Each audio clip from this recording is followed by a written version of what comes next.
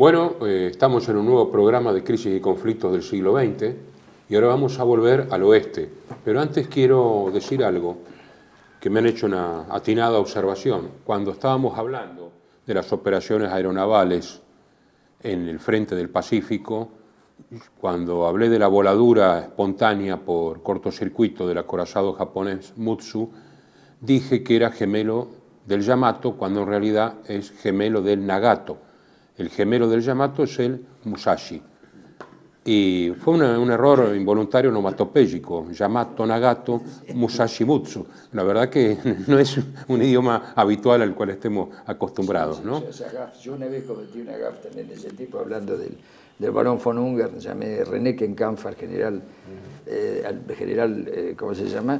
Le llamé Reiniken a un general René Kenkampf. Pero esas cosas son cosas. Pero guerra, bueno, el amigo de la Huerta, con su atinadísimas observaciones, me llamó y me dijo, no, hay que enmendarlo, sí, tiene razón. Bueno, ahora volvemos entonces al frente de Francia. Espectadores, claro. Bueno, para poner en contexto el tema con los espectadores. Nosotros en programas anteriores hemos visto la situación del frente del oeste hasta arrancando con el desembarco en Normandía que se produjo el 6 de junio del año 1944. Y yo digo siempre que se presta mucha atención, quizás demasiada atención, al hecho mismo del desembarco, a la operación Overlord, que era la cabeza de playa, más que a la batalla de Normandía, que duró más de 2 meses y que fue decisiva en el hecho de que Alemania no pudiese contener la invasión anglo-norteamericana en el oeste. Recordemos brevemente lo siguiente. En la costa normanda, los anglo-norteamericanos establecieron 5 puntos de desembarco. Tomándolo de derecha a izquierda, tenemos las llamadas playas convencionales de Utah y Omaha, que eran con fuerzas norteamericanas, luego la Gold a cargo de los británicos, luego la Juno a cargo de los canadienses, y luego la de la izquierda, que era la Sword, también de Gran Bretaña. Sword. ¿Qué ocurre? Una vez consolidada la cabeza de playa, en realidad lo consiguieron dentro de las 24 o 48 horas, y empezaron a unir las 5 cabeceras, las tropas norteamericanas de la derecha, digamos así, tenían la misión no de ir al frente, sino de desplazarse hacia la derecha, hacia la península de Cotentin, dentro de la Bretaña, con objetivo el puerto de Cherburgo, que era donde los norteamericanos necesitaban empezar el desembarco en gran escala.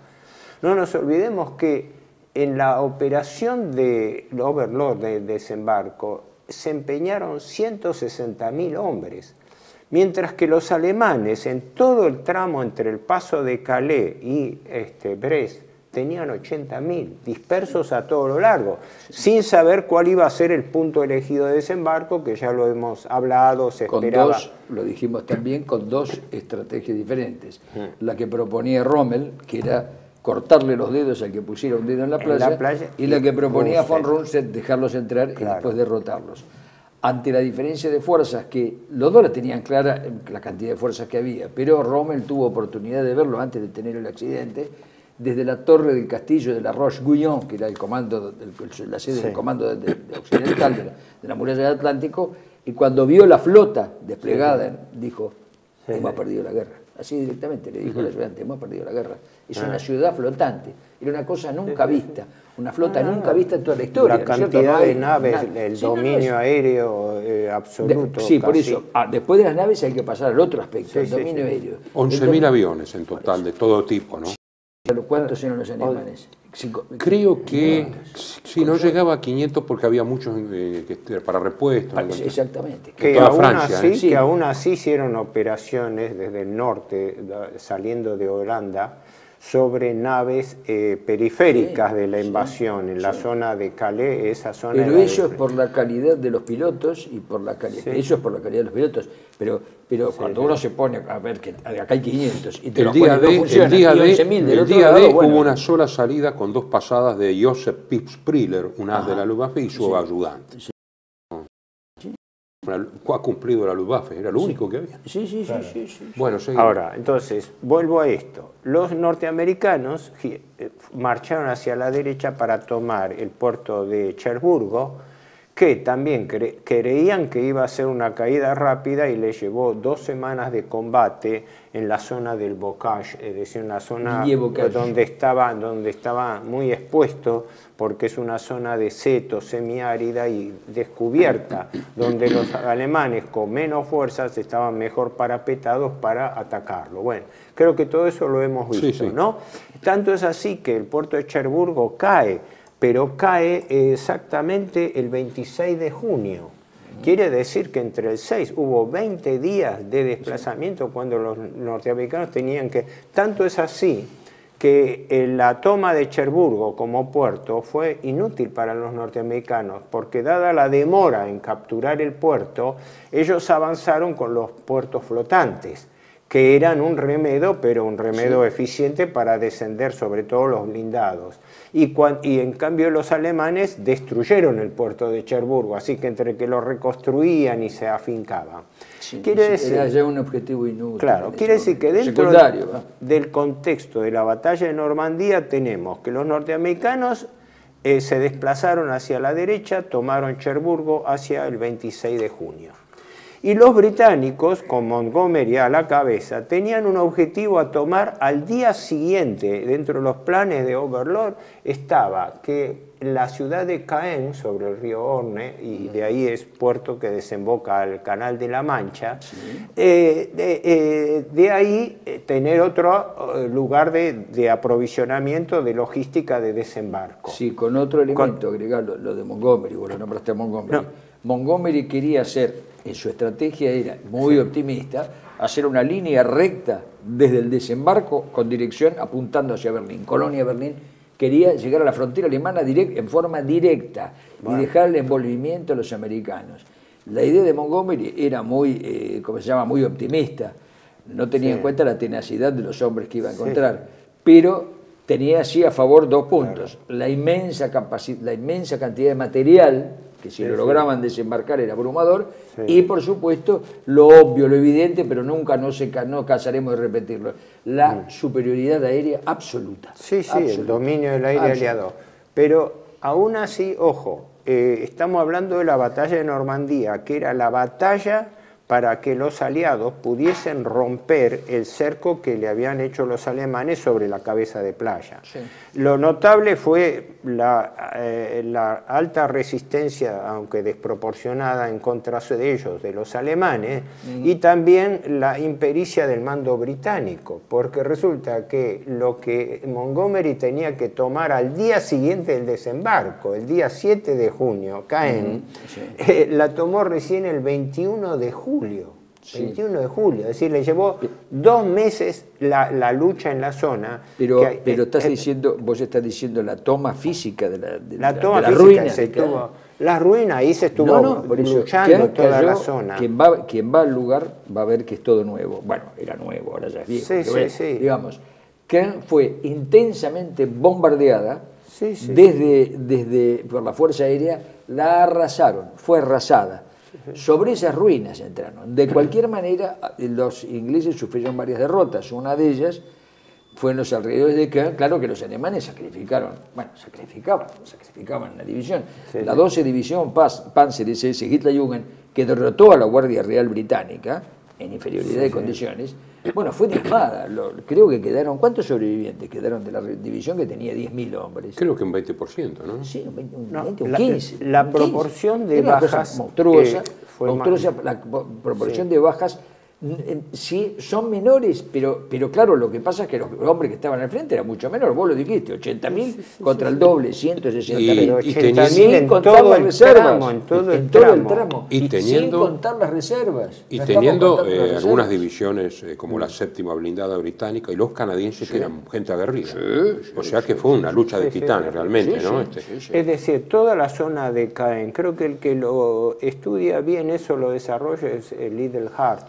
En su historia militar de la Segunda Guerra Mundial, donde también trata en forma bastante, llamémosle, descarnada desde el punto de vista militar, porque los norteamericanos no han dejado de pasarle la factura a Montgomery, como siempre, por su grado de impericia de no haber podido forzar antes la toma de Caen, ya que ahí hubo contraofensivas alemanas. Los alemanes también inundaron parte de zonas bajas, o sea, la resistencia alemana fue fortísima. Entonces, es importante señalar esto, que no fue el desembarco y ahí nomás el establecimiento de una cabeza de playa, sino que fue una batalla de Normandía que duró 2 meses. Sí. Tanto es así que ahí es donde se produce, si vos hasta ahí creo que habíamos llegado, que era hasta la llamada bolsa de Falaise, ¿no? Que es donde ahí se logró embolsar y capturar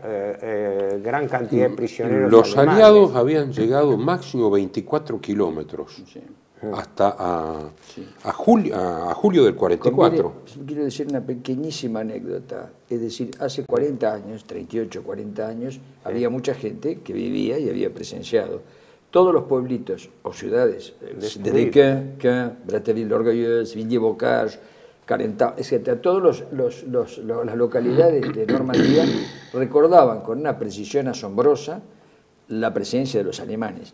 Y recordaban también, esto hay que decirlo, el linchamiento de los pilotos aliados que eran abatidos por la artillería alemana, que la población francesa los linchaba por haberles arrasado la ciudad y arrasó. Esto hubo y tuvo que intervenir, creo que Goebbels, yo no me acuerdo quién, pero el mando alemán tuvo que intervenir, no Goebbels, pero si no el mando alemán, tuvo que intervenir para decir que no tocaran a los pilotos, porque era, evidentemente, yo vi, permitirme terminar. Sí, un documental. Terminar. Entonces, esto estaba vivo hace 40, hoy esa gente ha muerto, pero hace 40 años, 38 años, bastaba entrar en las aldeas estas, hablar con los viejos, que recordaban absolutamente todo. Todo esto que nosotros vemos en documentos y en libros, y que acá comentamos en la forma que podemos, son cosas que las recordaba, estaba en la memoria viva de la gente que había estado allí, ¿no? Yo recuerdo de uno de los documentales que he visto al respecto, que con la población civil de todos esos pueblitos que había allí, una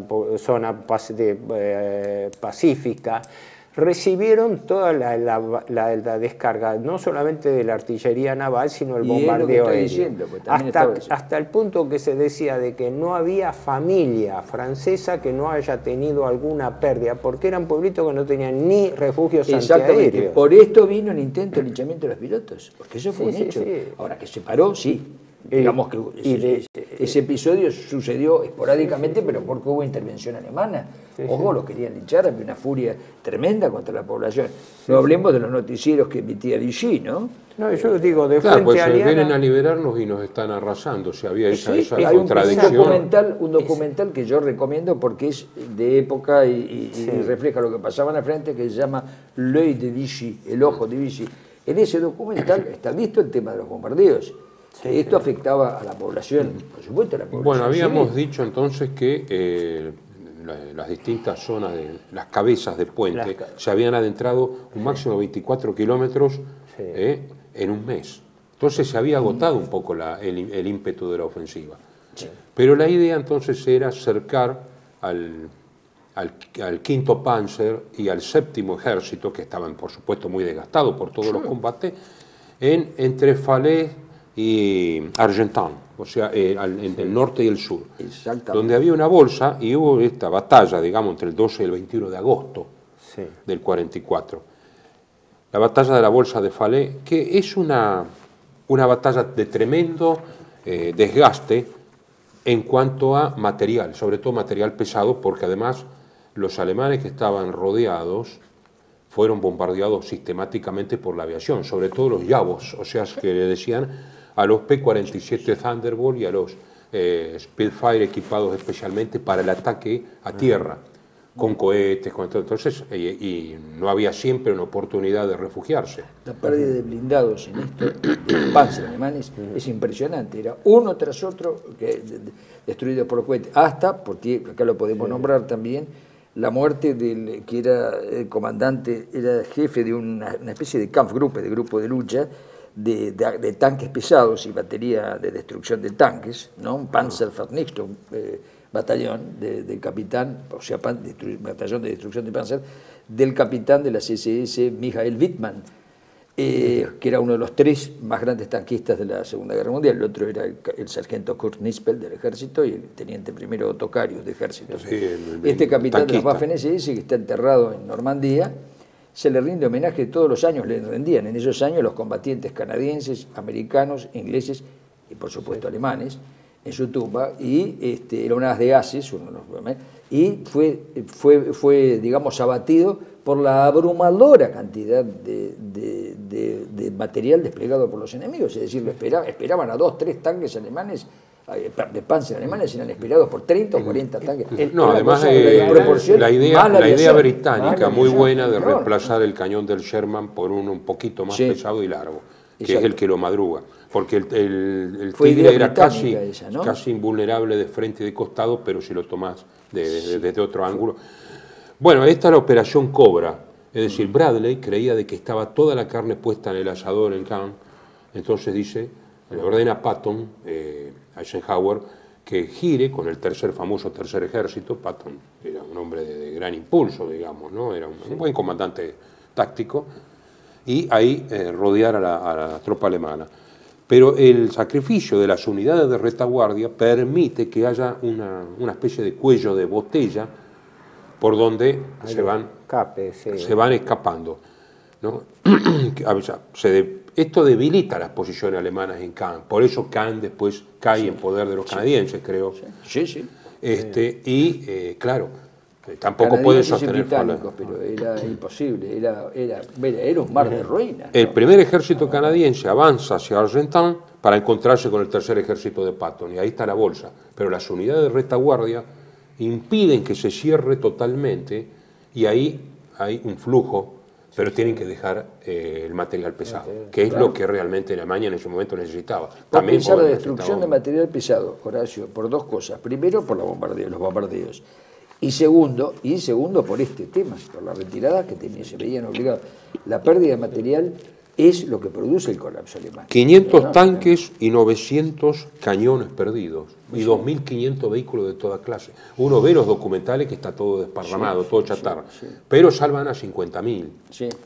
¿No? Pero en la bolsa de Falaise creo que cayeron prisioneros unos 50.000 alemanes. Y porque había más de 100.000 en la bolsa. Sí. Se produjo un escape y retirada. Y exactamente... Bradley y Montgomery tienen 30.000 bajas, ojo. Sí. Pero sobre todo Bradley, en ese sentido, lo vamos a ver también en Ardenas, que es mínimo las bajas británicas. Pues claro, como están en el norte, donde tienen bajas en Argen, pero es una división que ataca. Los ingleses saben ahorrar sangre.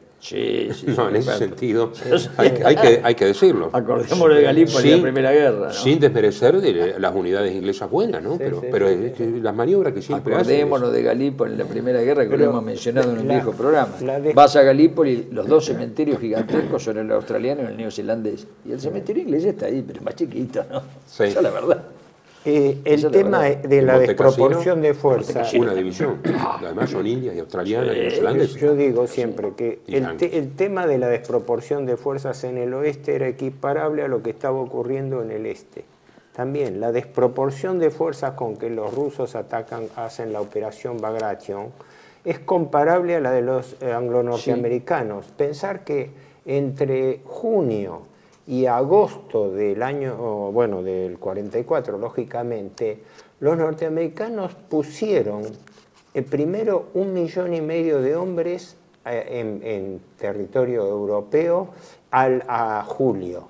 Y esa suma subió a 3 millones al momento de la toma de París. O sea, estaban 3 millones de hombres con un equipamiento excesivo que se sabía que bajaban los blindados. Muchos blindados se deterioraban, los corrían a la vera del camino y la tripulación se bajaba y tomaba y se hacía cargo de un tanque nuevo. La desproporción. Lo que pasa que la victoria aliada hubiera podido ser total, de no ser por la enorme envidia, celos y recelos entre los comandantes aliados. Sí.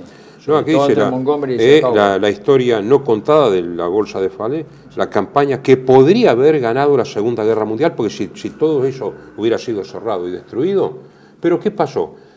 La segunda división blindada de Leclerc, por los franceses querían tener un acto de presencia, obviamente, la frena Bradley porque no quiere que Montgomery se ponga celoso. A su vez, Patton, su gran rival es Montgomery, pues Patton se da cuenta de que siempre tiene que ir adelante, tiene la mayor cantidad de bajas, y Monty se hace amigo de Bradley, protegido de Churchill. Entonces ahí empieza una serie de rispideces que la pinza sur al final le dice Bradley, bueno, a los franceses, bueno, crucen el 19 de agosto y a los norteamericanos, y se cierra la pinza por un lado. Pero ya para esto los alemanes habían podido armar una estrategia de escape. Claro. Pero que si no, no lo hubieran sido. La pinza norte del primer ejército canadiense, el 17 de agosto también hacen los contactos. La primera división acorazada polaca se sacrifica, tiene ella sola. Y habían mandado un general, el general Sosabowski, ¿no? Sí, en este momento estaba Stanislav Maksek, que después es reemplazado por Sosabowski. 2.300 polacos de los 20 y pico mil, bajas de las 19.000, 20 de los aliados, el 10% era de una sola unidad polaca, o sea, siempre poniendo la cuota de sangre, ¿no? Así quiero decir que los polacos no mandaban a cualquiera. En Arnhem está Sosabowski, que era uno del Estado Mayor de Sikorsky, con Anders. Era un altígrado, no era un secundario. Ya el 15 de agosto, von Kluge pide el permiso de retirada, y como ya había ocurrido el atentado contra Hitler, y von Kluge, el 20 de julio, estamos hablando del 15 de agosto. El 15 de agosto. El 15 de agosto, cuando están en la bolsa de Falaise, entonces tiene que comparecer en Berlín, y sabemos que se suicida en el camino, ¿no es cierto? Y Hitler, el mariscal von Kluge. Pero la bolsa de Falaise se cierra el 25 de julio. El 21 de agosto. La bolsa de Falaise, 12-21 de agosto. Cierre. La batalla de Falaise, ya la bolsa es 12 al 21 de agosto. 12 al 21 de agosto. Claro. Pero Hitler, cuando ya el 16 dice, bueno, vayan retirándose, ya Hauser ya se estaba replegando, porque se daba cuenta de que era inútil. Cuanto más tiempo era más posible perder más, ¿no? Dentro de lo que estaba diciendo acá Héctor, que la cantidad de material por ambos lados de los frentes, tanto el frente oriental como el frente occidental, hizo que echaran mano, eran como bomberos voluntarios. Hauser fue llamado, estaba en el frente oriental, fue llamado para hacerse cargo, ¿no es cierto?, de la segunda división Panzer SS, que era una de las puntas de lanza, ¿no?, de la defensa en Arnhem. Se los llamaron como veteranos, porque la 9ª Hohenstaufen y la 10ª Frundsberg eran nuevas. Bueno, nos indican para cerrar. Perdona, tengo una duda con respecto. Yo entendía que era el cierre de la bolsa de Falaise, fue la culminación de la batalla de Normandía que pierden los alemanes. Sí. Pero fue en julio, porque la toma de París fue el 25 de agosto. No fue simultánea con eso, hubo un desfase de una semana. Falaise está en... No, yo tenía entendido que la bolsa de Falaise fue fines de julio, por eso la culminación. Acá tengo yo que es del 21 al... Y lo repite varias veces, dice. Que haya habido batallas hasta esa época. Sí, continuaron, ese es el problema.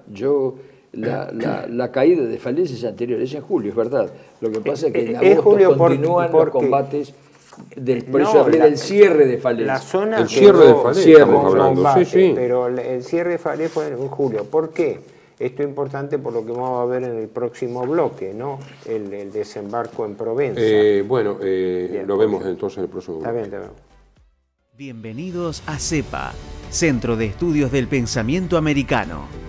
Nuevo sitio web de cursos de formación en política, filosofía, historia, literatura, geopolítica, religión, psicología y más. Cursos de formación que reflejan el verdadero pensamiento americano. Lo invitamos a elegir el curso de su agrado ingresando en www.cepa.la.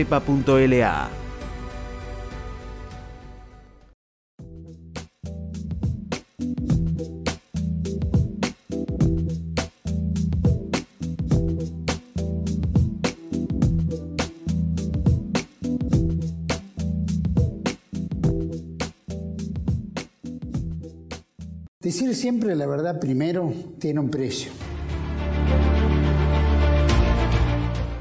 Dependemos de tu ayuda. TLB1, toda la verdad primero.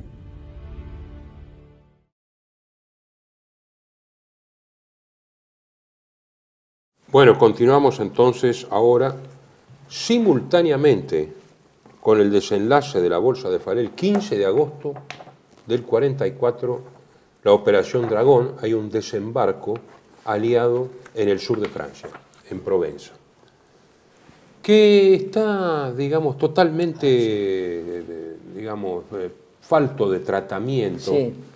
Muy poco. En primer lugar, palidece frente a los sucesos del Normandía. Claro, digamos, la idea era Overlord Dragón como una gigantesca maniobra de pinza y ya tomar a todas las fuerzas alemanas, porque había fuerzas alemanas en el sur que no podían ser sacadas, obviamente, pero que estaban disminuidas, que era el primer ejército de Blaskowitz y el 19 de Stubnagel.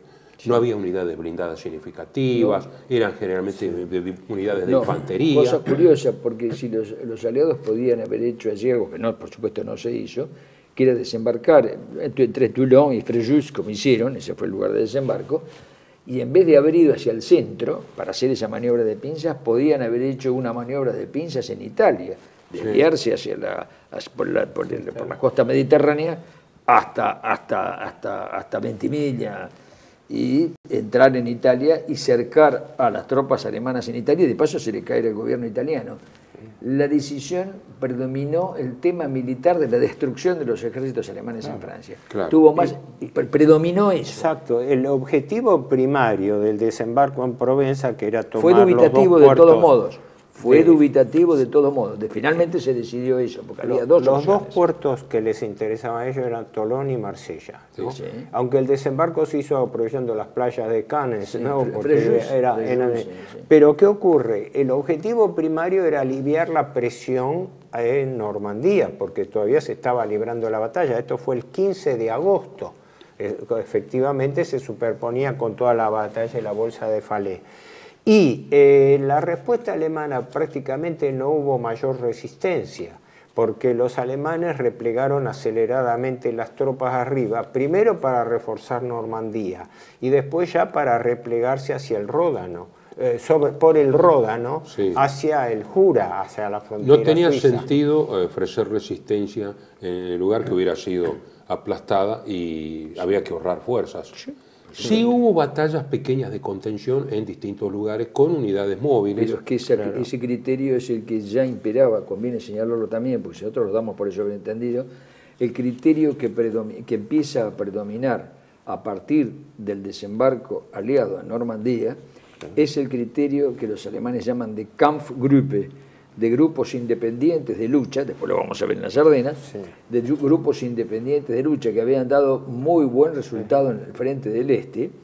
Eso lo empezaron a utilizar y empezaron a replantear toda una estrategia que oportunamente la vamos a comentar, pero en realidad un replanteo. ¿Por qué? Porque era imposible luchar contra fuerzas que eran 10, 20 y 100 veces superiores. Luego no quedaba más remedio que hacer esas pequeñas batallas de contención y de desgaste del enemigo. Casi diríamos una guerra de guerrillas, casi. Lo que verás eran tropas regulares, no eran tropas de guerrilleros, pero actuaban como una guerra. Los Kampfgruppe, eran como una guerra de guerrillas.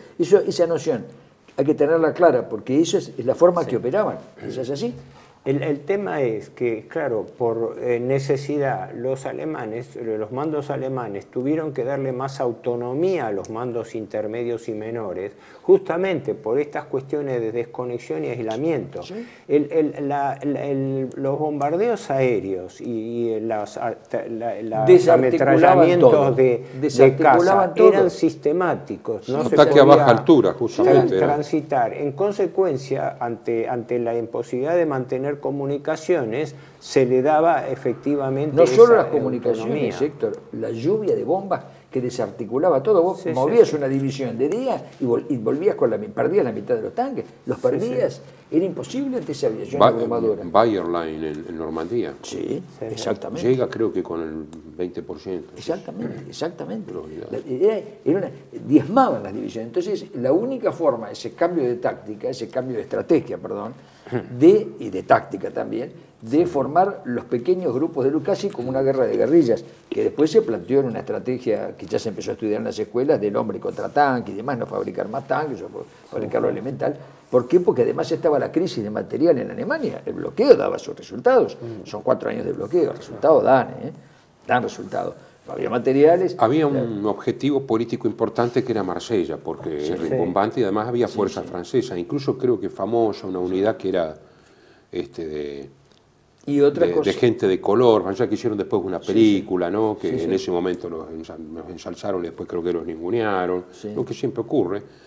Y el tema era tomar Marsella como puerto importante. Son marroquíes, porque los norteamericanos tenían tropas marroquíes que después hicieron violaciones en Italia, hicieron no, pero eso eran de Juin. El mariscal Juin. Eran franceses, bajo mando americano. De Argelia. Sí, de Argelia y de Marruecos, del Rif, de la zona del Rif, que eran tropas de montaña, por eso aguantaban el frío. Eran tropas de montaña que actuaron en Italia, hicieron depredaciones en el sur de Italia. Incluso y atrocidades en Montecassino. alguno que otro que hubo que fusilarlo. Sí, lo fusilaron. Esas tropas eran las que estaban bajo las órdenes del general, luego mariscal Juin, o sea, el ejército expedicionario francés, que venía por el sur, no el que entraba por el norte, sino el que venía por el sur. Juin participa en el desembarco de ¿cómo se llama?, de Toulon y de Marsella. Él participa allí, con esas tropas marroquíes. Por eso, más negros, por supuesto, estaban las tropas negras. Estaban las tropas negras, yo me refería a las tropas negras francesas. Senegaleses, y sobre todo senegaleses y del Chad. Entonces, para ordenar nuestras ideas y también a los espectadores, teníamos entonces que el frente de Normandía se había roto después de la batalla de Caen o la bolsa de Falais. La retirada y dejando el equipo pesado. Lo desguarnecido de la defensa alemana hizo que los alemanes no presentasen mayor resistencia en el sur, sino que se replegasen peleando. Pasaba lo mismo que en el este. Los alemanes no es que se retiraban, iban haciendo destrucciones y a la vez iban ofreciendo resistencia, de tal manera que el avance era lento, pero la convergencia se produjo por Nantes, creo, algo así. Es decir, la dirección que tuvieron que tomar no era directamente hacia París, sino más recostada sobre la costa de Nantes, la zona de Burdeos, pienso. Lyon, Chalon, Dijon. Claro. Esa línea, Avignon, Valence, Saint-Étienne, Lyon, Chalon, Dijon. Y aquí estaban los que vienen del sur, claro, para converger. Claro, para converger con los que vienen de la vanguardia de Patton, converge con la vanguardia del general Patch. Marsella, Grenoble. Patch está en el sur, Patton que viene, y ahí la zona de Besançon. La ruta de Marsella a París. Si vos mirás, lo que van a nombrar, Grenoble, Valence, esa ruta de París. Ahí es donde se plantea el tema de que el alto mando alemán ve que la batalla de Francia está perdida. Porque se encuentran con que la batalla de Normandía había perforado las líneas alemanas. El sur de Francia no lo podían retener, así que ahí empieza el repliegue en el sur hacia la línea del Rin. Que ahí se plantea, lo vamos a ver en el próximo bloque, el tema de la validez, la viabilidad, la prioridad o no de la toma de París. Pero fundamentalmente hay que señalar un hecho importantísimo, que es que en este periodo se produce el atentado del 20 de julio, al cual nosotros no le hemos podido dedicar mucho, pero que es importante porque en el atentado del 20 de julio estaba comprometido todo el alto mando del Frente del Oeste, o las mayores cabezas con el mariscal von Kluge a la cabeza. Y consecuentemente, el repliegue, pero la idea, después lo vamos a desarrollar cualquier cosa, pero la idea del repliegue era también la alternativa, digamos, implícita de poder negociar un retiro alemán. No nos olvidemos que el mariscal Pétain y Laval, el primer ministro, son evacuados a Alemania, ¿no? porque estaba el problema de que Francia tenía una guerra civil contra los llamados colaboracionistas. Y esa abre una ventana de negociación que desde ya fracasa por la intransigencia aliada, es decir, la rendición incondicional, la fórmula de Casablanca.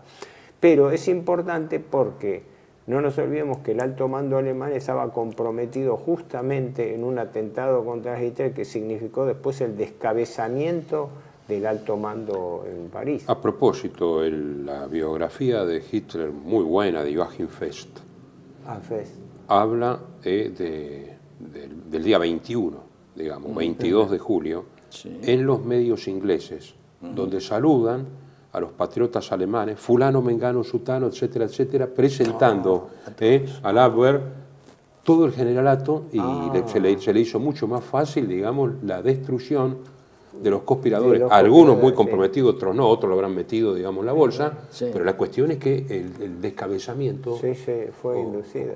Ocurrió. Sería largo si nos... vamos a volver sobre esto cuando hablemos del frente interno alemán en un próximo programa, pues hay que hablar del frente interno alemán y frente al avance. París en esto es fundamental. Yo lo señalaba esto diciendo que el repliegue alemán tenía dos explicaciones a la vez. Una, el repliegue táctico, porque la línea de Normandía había sido perforada. Entonces no tenían otro remedio que replegarse por la zona llana de Francia. No había línea de defensa hasta el Rin.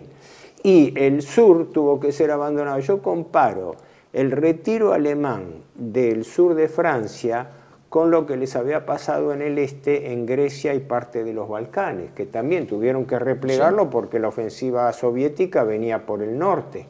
Y en consecuencia fue ese repliegue. Y con esa ventana de respiro, porque los norteamericanos tenían limitaciones también logísticas, tenían un aprovisionamiento mayúsculo. Los alemanes ahorraban espacio al concentrar las fuerzas, y los aliados al avanzar, a pesar de la abrumadora cantidad de medios, tenían los puertos cada vez más lejos. Sí, es muy fácil. Entonces, cuando más grande es el volumen, más difícil es el desplazamiento. Aquí quiero hacer mención, porque hay que hacer mención, porque si no pareciera que uno es muy parcial en unas cosas. La resistencia seguía muy activa. Incluso la resistencia comunista, muy dura, que provocaba reacciones también desmedidas. Y aquí hay dos crímenes de guerra, son crímenes de guerra, que es Oradour-sur-Glane y Tilly, en donde, como bien dijo, creo que era el comandante de la Escuela de Estado Mayor de las SS, Schulze-Kosen, en una entrevista en la posguerra, dice: yo no voy a justificar nada, pero no han sido órdenes del alto mando, sino lo que ocurre con gente muy joven, al enfrentarse a grupos organizados pero guerrilleros, en situaciones de extrema tensión. Un poco lo que pasó con el Denton Cool, el famoso, de My Lai. Sí, de My Lai, sí. En Vietnam, que también es una unidad de un teniente que pierde los estribos porque los vietnamitas, no sé, lo habían torturado, habían matado mal. Algunos parece que lo mismo ocurrió en la zona de Oradour, que es a propósito, sobre todo, de la guerrilla de tipo comunista. Lo que hace es tirar unos cadáveres para que la reacción sea de Por eso, ya que la mencionaste, pongamos sobre la mesa esto también. La fricción tremenda que había entre el alto mando que estaba en Londres, es decir, de Gaulle y su Estado Mayor, incluyendo a Néstor Leclerc, a Giraud, a todos los generales, con la conducción interna de la fuerza francesa del interior, o sea, la guerrilla del maquis francés, cuyo jefe operativo, sobre todo, era el comandante Jean Moulin, que no era militar, era secretario del Partido Comunista, o subsecretario del Partido Comunista, tenía un cargo importante en el Partido Comunista, creo que era secretario general, inclusive en la clandestinidad. Jean Moulin ponía las condiciones y provocaba el sistema que ha tenido siempre los partidarios, la guerrilla de izquierda, la guerrilla comunista, ha tenido siempre la característica de provocar al enemigo, de hacer una masacre o un crimen de algún tipo para provocar una masacre aún mayor.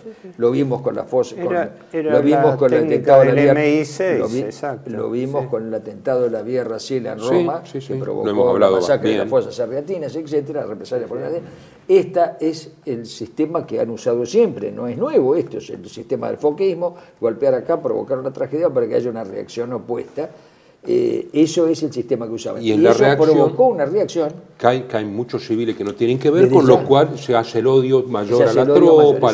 Es como una bola de nieve. Ahora bien, el problema es que eso a De Gaulle le molestaba tremendamente. Prueba está, me estoy adelantando una cosa nada más, cuando llega De Gaulle a París y se produce el famoso desfile de la Victoria, que había todavía tiroteos aislados en el momento que De Gaulle quiso estar y estuvo presente, se encontró con el problema que lo tenía al lado al comandante comunista, que no era Moulin, el segundo de Jean Moulin, y en un momento él dijo, evidentemente,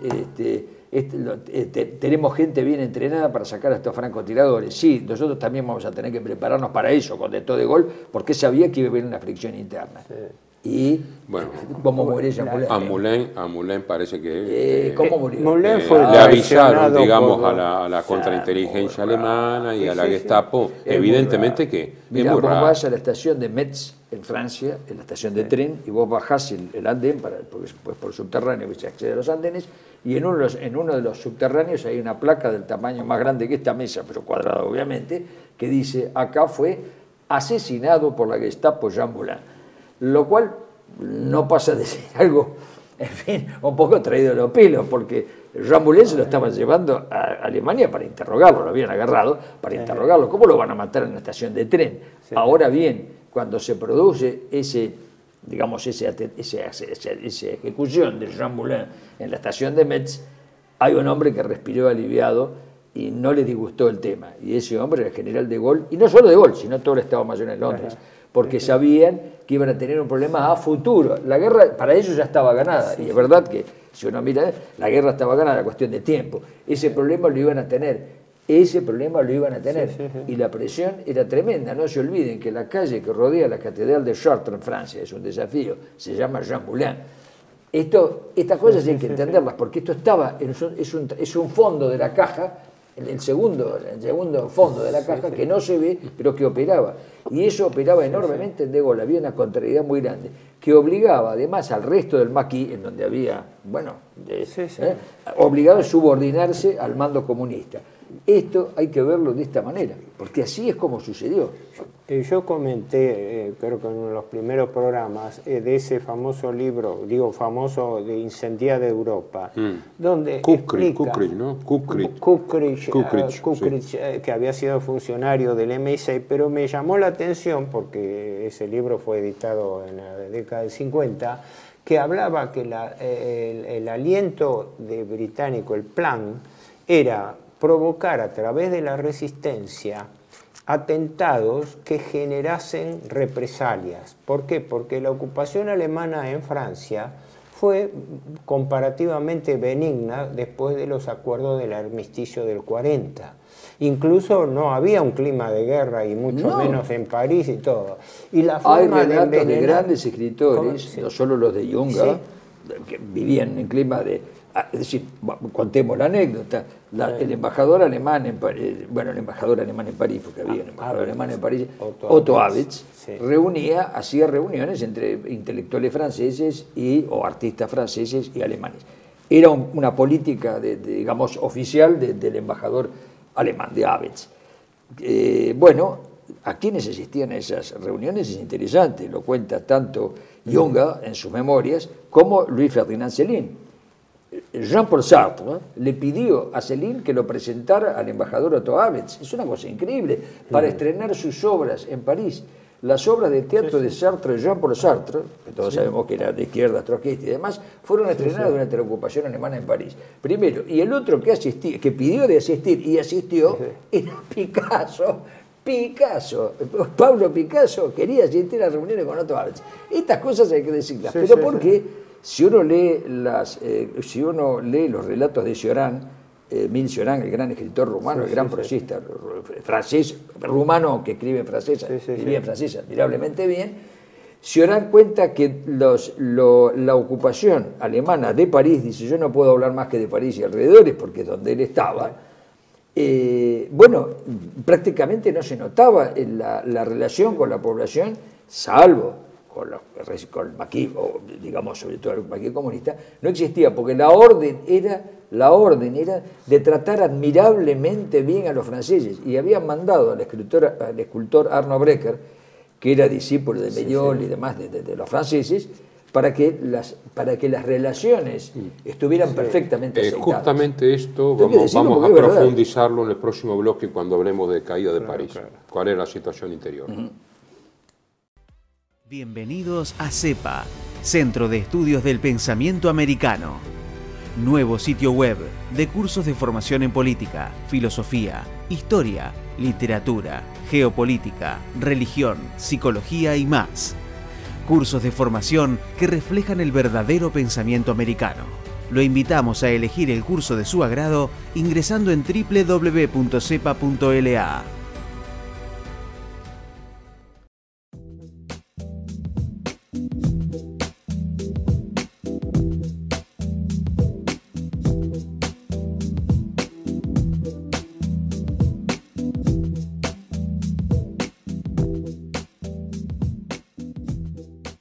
Decir siempre la verdad primero tiene un precio.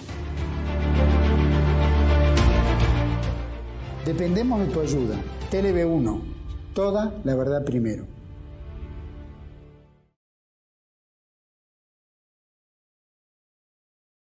Bueno, continuamos con el tercer bloque de este primer programa dedicado a la gran batalla de Francia 44. Claro, en realidad hoy en este bloque vamos a tocar el tema de la toma de París, que tiene sus bemoles y habría mucho para hablar, pero antes yo quería volver al tema de la implicancia del atentado contra Hitler del 20 de julio, porque de ese atentado se develó que estaba comprometido la mayoría del alto mando alemán en París, en el frente del oeste. No es un tema menor, no solamente por las implicancias que tuvo, porque uno cuando piensa en el atentado del 20 de julio en un país que ya venía siendo derrotado en ambos frentes, que se produzca una sangría tan grande en el alto mando, donde además se produce un enfrentamiento directo de Hitler con el generalato, ¿no? Cosa que venía de antes, porque el complot lo venía manejando el que había sido alcalde de Leipzig, el doctor Gördeler, que en forma increíble, se le descubre a él, aparentemente por haberse olvidado el portafolio donde llevaba la lista de implicados en un bar, cosa increíble, ¿no? Y de ahí surge una lista como de 2.000 o 3.000 entrevistados que terminó comprometiendo a todo el mundo, entre ellos a Rommel y a tantos otros que tenían una participación muy relativa. Pero para ir a lo concreto, el tema es este: la caída de Francia ya era demoledora para la estrategia alemana. ¿Por qué? Porque la idea alemana era haber podido rechazar las fuerzas aliadas para con eso provocar un descalabro tal que le diese tiempo a Alemania a trasladar fuerzas al este para contener la operación Bagration y el avance que ya estaba sobre la frontera del Oder. Al fracasar el rechazo de la batalla de Normandía y la pérdida inminente de Francia, eso abre la posibilidad, creída por algunos funcionarios, de que se podía llegar a firmar una paz por separado. Eso creo que lo cita en las memorias de Rommel Lidl-Hart, donde creo que Rommel, antes de ser después tomado y obligado a suicidarse, reconoce que fue un error el atentado porque se hizo con la frustrada esperanza de que los aliados occidentales iban a acceder a una paz por separado cuando, con o sin Hitler al frente del gobierno, Ya no era como el Kaiser en la Primera Guerra Mundial, ya era la destrucción de Alemania. Entonces, el atentado o no contra Hitler no cambiaba la cosa. Eso lo vuelve más extraño aún a esto. Sí, lo vuelve muy extraño, porque evidentemente, esto que vos estás diciendo es absolutamente evidente. Sí, lo que está en el horizonte era que trataron de hacer algo como lo que hizo en Italia, con el mariscal Badoglio. Es decir, pero no había un Badoglio en Alemania que se prestara a esto, ni siquiera el mismo Wisleben. No lo eran, podía odiarlo a Hitler o no, pero no encontraban un Badoglio. Y tenían otro problema interno mucho más grave, que era aún superior a en Italia tenían la milicia fascista y las brigadas negras y demás, pero tenían un problema muy, muy grave con ese atentado. Eran los hombres de las Waffen-SS. Eran muchas divisiones, estaban muy bien armados y no todos eran alemanes. Ya en ese momento había una mayoría de no alemanes dentro de las Waffen-SS. Entonces allí el conflicto hubiera habido un derrumbe, sí, pero no hubiera habido modificaciones en cuanto a la rendición incondicional, porque la rendición incondicional es una petición de principios que se hace, como todos sabemos, en la Carta del Atlántico y se mantiene como objetivo final. Aquello que estaba en el principio es lo que está en el objetivo. Es fundamental entenderlo. Dentro de este contexto sucede el atentado del 20 Probablemente de julio. había también una intencionalidad de provocar una guerra civil en Alemania. Claro.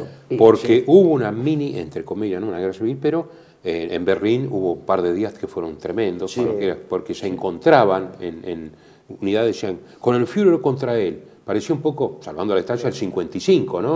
Con o sin general. Pero eso más por producto de confusión que otra cosa. Sí, pero imagínate qué hubiera pasado si hubiera tenido éxito el atentado, si hubiera habido generalatos contra otros generalatos.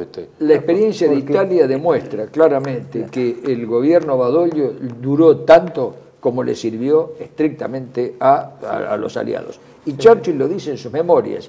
Cuando le preguntan sobre la monarquía, Churchill dice, me interesa absolutamente nada el futuro de Italia, siempre y cuando se respeten nuestros intereses. Que monarquía, no le importaba nada. Era la estrategia que se había planteado como petición de principio, que era la que estaba al final. Esto es lo que hay que entender con claridad, porque entonces en este contexto es que se dan. Y además, por supuesto, el aspecto militar, que no lo podemos desconocer, el aspecto militar, el derrumbe viene por la falta de abastecimientos y por la devoradora, trituradora de hombres que supone, es decir, la destrucción de los tanques, la cantidad de dos frentes durísimos. Esto viene a cuento de la toma de París. ¿Por qué? Porque París no era un objetivo militar en sí mismo. La única ventaja que se le atribuía eran los puentes que facilitaban el acceso a la línea del Rin, digamos así, pero no había sido considerado como un objetivo militar. Pero ¿qué pasa? La presión política y la división interna francesa sí lo exigía, porque De Gaulle, desde que lo desembarcaron en Francia, estaba pugnando por él tomar notoriedad y tomar a cargo de ser reconocido como el jefe de gobierno francés, ¿no?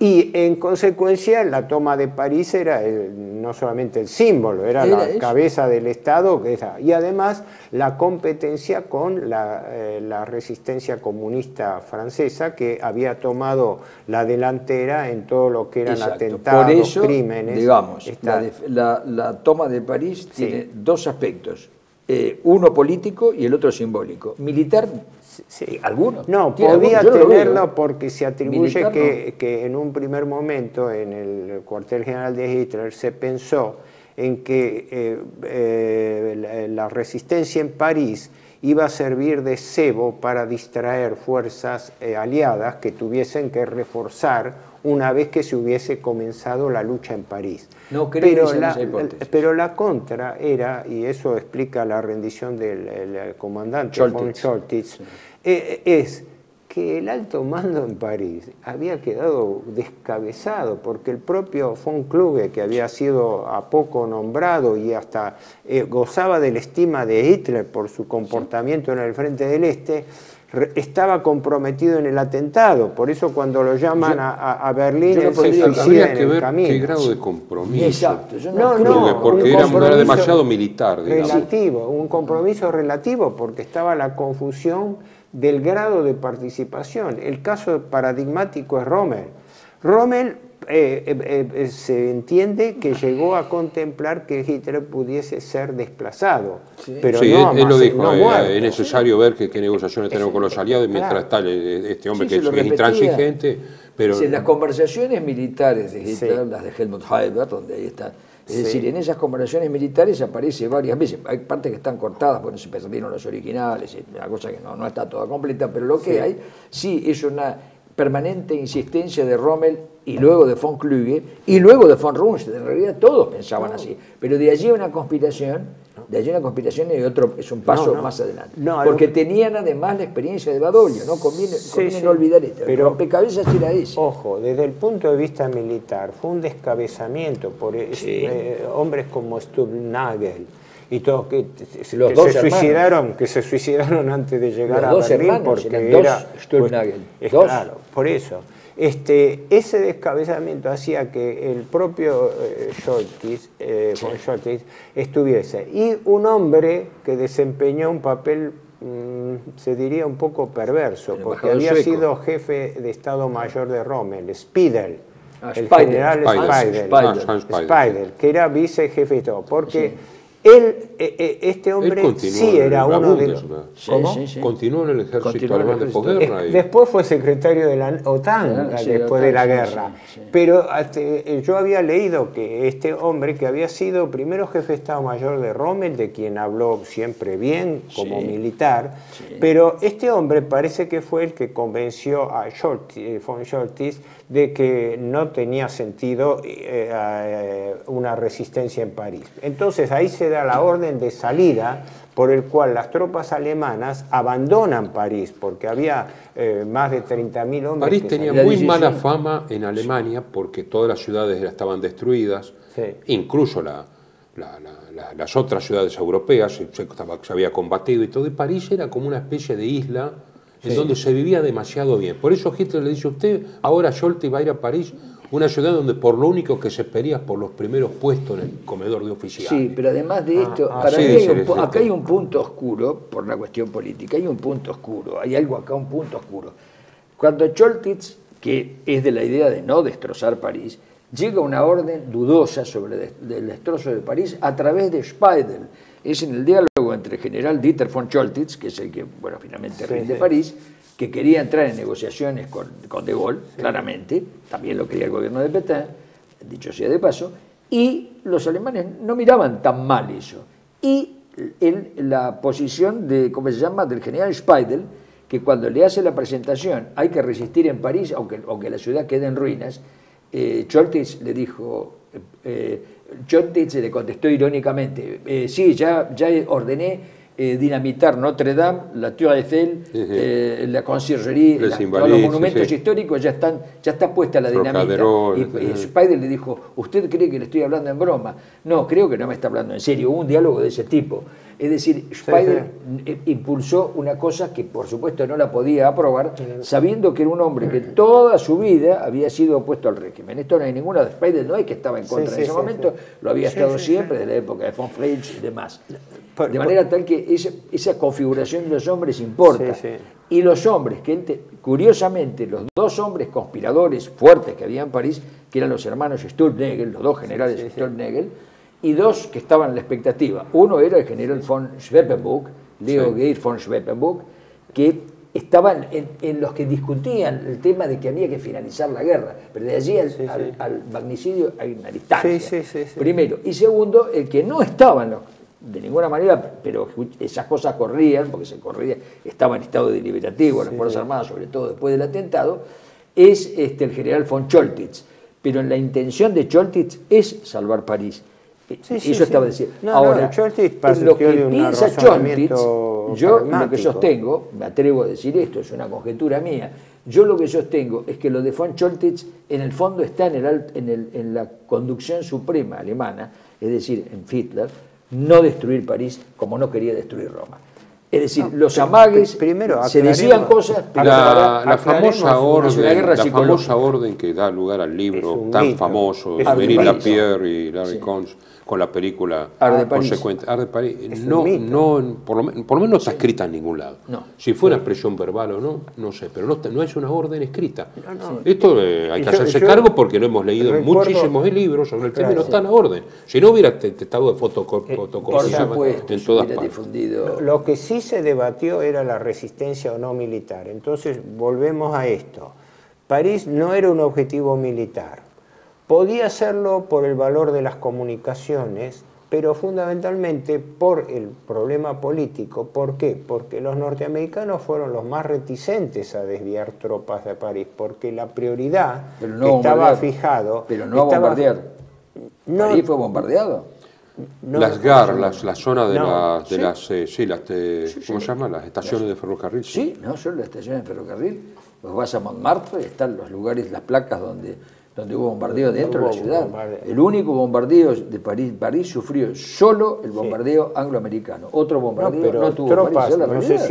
si la Digamos de las cosas como Patton son. por el general Bradley eran marchar hacia a la frontera del Rin lo antes posible y tienen algo así como que desviar para la toma de París, que desde ese punto de vista táctico le daba tiempo a los Y una alemanes a exigencia de De reforzar Gaulle también. la línea. Y De Gaulle, que quería reafirmar su condición de jefe del nuevo Estado, porque si no, también le ganaban de mano los comunistas Claro, que estaban claro. allá. Esa interna pesaba en Londres, también Sí, pesaba sí, en sí. No porque le importara a los ingleses, sino porque le importaba De Gaulle y De Gaulle ponía eso. Por eso le autorizan que la famosa división de Leclerc, De Leclerc encabece segunda la blindada, entrada. la segunda división blindada de Leclerc fuera como punta de lanza hacia París. Sí, Por sí, supuesto que era una maniobra divergente, podía haberse rodeado París, pero lo hicieron porque precisamente había por el símbolo y por el sentido político, porque la guerra también es política, no es solamente movimiento militar. No, está Estas claro dos eso. claves encajan una con otra. Sí, sí. La idea, en cambio, la idea del alto mando alemán era dejar París, largar París y retirar las tropas de a poco y dejarla, bordearla, no combatir adentro de la ciudad. En París no había La idea de decir que se va a combatir dentro de la ciudad es pura propaganda sin ningún no había contenido real. tropa de entidad. No había nada de entidad. Había tropa secundaria. No la había, En eso es realidad lo que hizo importante. Churchill, creo que los alemanes que se rindieron en París eran unos 12.000, algo así, y era fundamentalmente personal administrativo, etcétera, porque las y fuerzas había de algunos combate salieron. francotiradores, Y, claro, que es famoso, un suboficial que después lo entrevistan oficialista. después de la guerra, un francotirador que lo tiene en la mira, dice hay un fervor, hay un montón de un jolgorio con esta gente, y me van a cortar en pedacitos si me agarran. Pero es un alto jefe, y lo dejó pasar, y era De Gaulle. Y está el testimonio, sí, no me acuerdo de quién es. claro. Interesante. está bueno. Porque en No sabía concreto, esa anécdota, no la París conocía. es tomada el 25 de agosto, sí. ¿no? O sea, ya fines de agosto. Quiere decir que desde Normandía, Fines principios del verano. de junio, todo el verano, junio, julio, agosto, hasta fines de agosto, es todo el periodo de la campaña de Francia, donde este episodio de París tiene relevancia política más que estratégica. Para cerrar, Sí. una anécdota simplemente, pero que da el perfil de lo que era París durante la guerra. Cuando el barón de Rothschild vuelve, que había sido decomisada, digamos, su casa y ocupada por altos oficiales alemanes que lo único que tocaron es la bodega. Sí. Todo lo demás, los adornos, todo. Imagínense lo que debe haber sido la casa del barón de Rothschild en París. Sí. Quedó el personal de servicio. Ajá. Entonces cuando viene el barón de Rothschild, ¿cómo la pasaron? Y bien, dice, ¿cómo? Pero acá estaba una de las jefaturas del ejército alemán, sí, dice, y hacían fiestas, sí, dice, sí, siempre había fiestas, por eso estábamos nosotros. Dice, ¿y quiénes venían? Los que venían siempre cuando usted estaba, dice. Dice, sus amigos. Bueno, ahí. Y sí, porque el grado, bueno, eso lo hemos hablado. Lo que hemos hablado. El tema del embajador, es más, la insidia de la guerrilla comunista coincidió en eso, que coincidía con las directivas del Servicio de Inteligencia británico, ¿no? Ese es el problema. Cómo generar reacciones provocando a través de atentados, que fue porque no la podían hacer brutalidad. Por derecha, se hacía por izquierda. Porque en el fondo a los ingleses les importaba un pepino. Francia, al contrario, si salía todavía peor de la guerra, era una ventaja. Pues todavía seguían pensando en la primera y la posguerra. Espera, la brutalidad que se desató por dos lados. Primero por la soldadesca, en principio norteamericana, que se desmadró bastante con prioridad de borracheras, violaciones y robos. Sí, hay dos libros de franceses que han salido hace poco sobre les viols commis por los GI, o sea, los soldados. Hubo furia en la población también por eso, yo no lo mencioné, pero está bien que recordaras esto. Eso por un violaciones, robos y saqueos. Por un lado eso, y después la terrible represión contra los llamados colaboracionistas. Eso fue terrible. 107.000 personas es el censo preliminar de civiles asesinados bajo distintas circunstancias desde que los anglo-norteamericanos desembarcan en Francia hasta que el fin de la guerra. Y de la forma más terrible que hay, y lo que me llamó la atención, hata los documentales firmados por los propios aliados, ¿no? Yo recomiendo, linchamientos, ejecuciones por eso, para cerrar, públicas. recomiendo la lectura de un libro fundamental para esto que se llama El destino de los vencidos, de Paul Celan, que da, entre otras cosas, la cifra de campos de concentración a partir del 44 hasta el año 47, 48, que se fue eso diluyendo, o hasta el 51 que llegó la amnistía. Los campos de concentración duplicaron y llegaron casi a triplicar los que había durante la ocupación alemana. Esto es un hecho. Ahí está el libro de Paul Celan. Perdón, para aclararle a los espectadores. Hemos visto y hasta acá, digamos, hemos terminado lo que llamaríamos la campaña de Francia del Oeste del año 44, que se extendió desde el desembarco y batalla de Normandía hasta la toma de París y ya las tropas alemanas replegándose hacia el Rin. Pero, cosa que veremos en el programa próximo, faltaba definir qué pasaba en el frente norte, Bélgica y Holanda, que lo vamos a ver en el próximo programa. Muy bien, hasta la próxima entonces.